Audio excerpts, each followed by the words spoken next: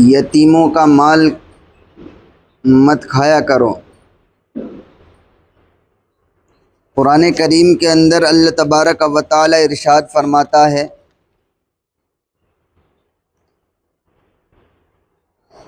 کہ یتیموں کے مال ان کو دیتے رہا کرو اور پاک مال کو ناپاک مال سے نہ بدلو،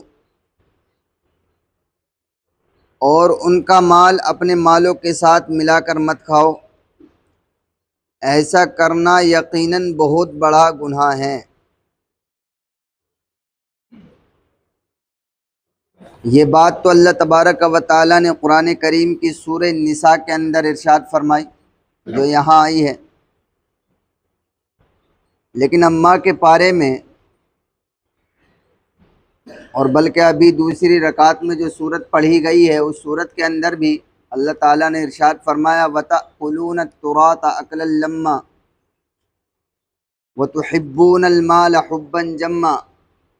یتیموں کے بارے میں ارشاد فرمایا، اور بھی بہت ساری روایات اس طرح کی موجود ہیں قرآن کریم کے اندر، بہت سی آیتیں کہ جہاں اللہ تعالیٰ نے بڑی شدت کے ساتھ یہ منع کیا ہے کہ یتیموں کے مال کو مت کھاؤ۔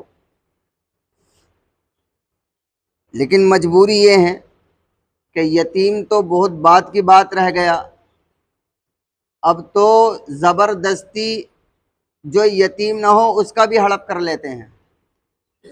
یتیم پر کون رحم کھا رہا ہے؟ 100 میں سے 2 نکل جائیں جو یتیم کے سر پر دستے شفقت رکھ دیں، ورنہ اب تو جہاں دیکھتے ہیں چاہے وہ یتیم ہو یا نہ ہو اس کا باپ بھی زندہ ہے، بلکہ خود اس کے باپ سے چھین لیتے ہیں اگر دیکھا کہ مجھ سے کمزور ہے۔ اب تو وہ دور آ گیا۔ لیکن یہ سمجھنے کی ضرورت ہے کہ یتیم کہتے کس کو ہیں؟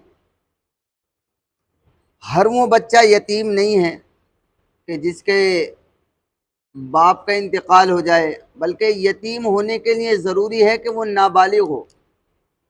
نابالغ اگر ہے اور باپ کا انتقال ہو جائے تب تو وہ شریعت کی نظر میں یتیم کہا جائے گا، اور اگر نابالغ نہیں ہے، بالغ ہو چکا ہے اور باپ کا انتقال ہو جائے پھر وہ یتیم نہیں، پھر تو وہ خود باپ بن گیا، یعنی باپ کے درجے کو تو پہنچ گیا بالغ ہونے کے بعد۔ اب وہ شادی ہو جائے تو اللہ تعالیٰ اسے باپ بھی بنا دے۔ لہٰذا یتیمی کے لیے پہلی شرط یہ ہے کہ وہ نابالغ ہو اور اس وقت اس کے باپ کا انتقال ہو۔ ماں کے انتقال کر جانے سے بچہ یتیم نہیں ہوتا۔ اس کی وجہ اس کی یہ ہے کہ بچوں کی کفالت، بچوں کے کھان پین کی ذمہ داری ماں کے اوپر نہیں ہے۔ شریعت نے جو یہ بار ڈالا ہے، یہ بوجھ ڈالا ہے، باپ کے اوپر ڈالا ہے۔ ماں کے ذمہ ان کے کھان پین کی ذمہ داری نہیں ہے۔ ماں کو صرف اخلاقی اعتبار سے اور شریعت یہ ترغیب دیتی ہے کہ وہ بچوں کی فقط تربیت کرے اپنے پاس رکھ کر، کیونکہ باپ تو باہر رہتا ہے اور کمانے دمانے میں لگتا ہے، تو ماں صرف تربیت کرے گی، باقی کھان پین کی اس کی کفالت کی ذمہ داری باپ کے سر ہوگی۔ اس لیے باپ کے انتقال کر جانے سے بچہ یتیم ہوگا، ماں کے انتقال کر جانے سے بچہ یتیم نہیں ہوتا ہے۔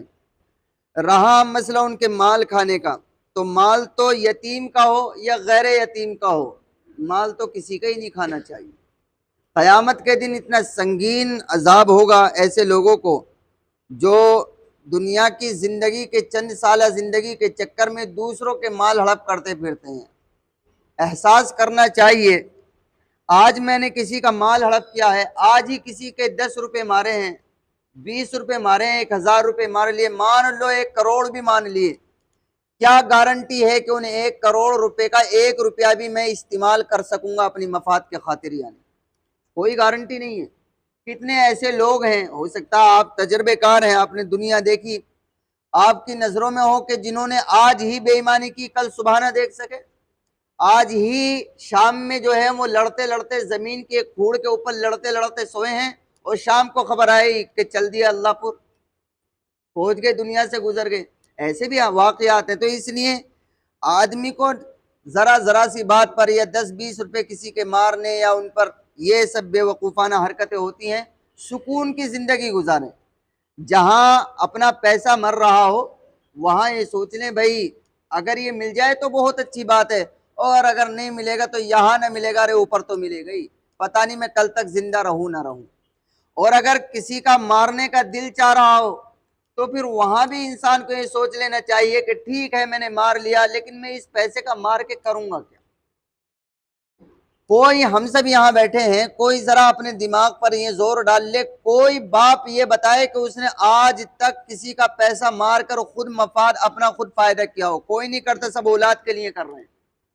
اور اولاد سبحان اللہ اتنی اچھی ہو رہی ہے اس دور کی کہ وہ بعد مرنے کے، ہم تو اب دیکھ رہے ہیں، تو ہم اپنے بارے میں کیا یقین کر لیں، وہ بعد باپ کے مرنے کے، وہ باپ کی قبر پر کھڑے ہو کر سورہ فاتحہ پڑھنے کو تیار نہیں ہے۔ جب باپ ہی دادا کی قبر پر سورہ فاتحہ پڑھنے کو تیار نہیں ہے تو بیٹا تو باپ کو دیکھ رہا ہے۔ تو اس لیے ہمیں بہت پاک صاف زندگی گزارنی چاہیے، اپنی زندگی اور اپنی آخرت کو برباد نہیں کرنا چاہیے۔ اللہ تعالی ہم سب کو عمل کی توفیق عطا فرمائے۔